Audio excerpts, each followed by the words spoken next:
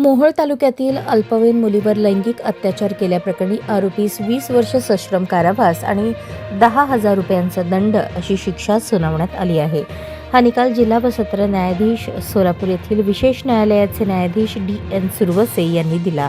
या प्रकरणातील आरोपी लक्ष्मण विठ्ठल शिंदे वय 30 राहणार मोहोळ याने पीडित मुलगी घरी एकटी असल्याचा फायदा घेत दुपारच्या सुमारास तिच्या घरी जाऊन घराला आतून कडी लावून तिच्यावर जबरदस्तीने लैंगिक अत्याचार केला.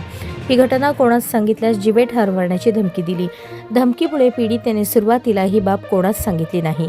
घटनेनंतर काही दिवसांनी पीडितेला उलट्या आणि डोकेदुखीचा त्रास होऊ लागल्याने तिला रुग्णालयात नेण्यात आले असता ती गर्भवती असल्याचे निष्पन्न झाले. आजीने चौकशी केल्यानंतर पीडितेने संपूर्ण घटना सांगितली. त्यानंतर मोहोळ पोलीस स्टेशन येथे फिर्याद दाखल करण्यात आली.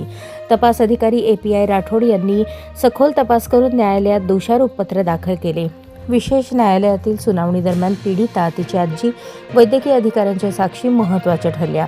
तसेच पीडिता, तिच्या गर्भाचा आणि आरोपीचा DNA अहवाल जुळल्याने गुन्हा सिद्ध झाला. सरकार पक्षातर्फे ॲडव्होकेट शीतल डोके, ॲडव्होकेट PS जन्नू यांनी प्रभावी युक्तिवाद केला.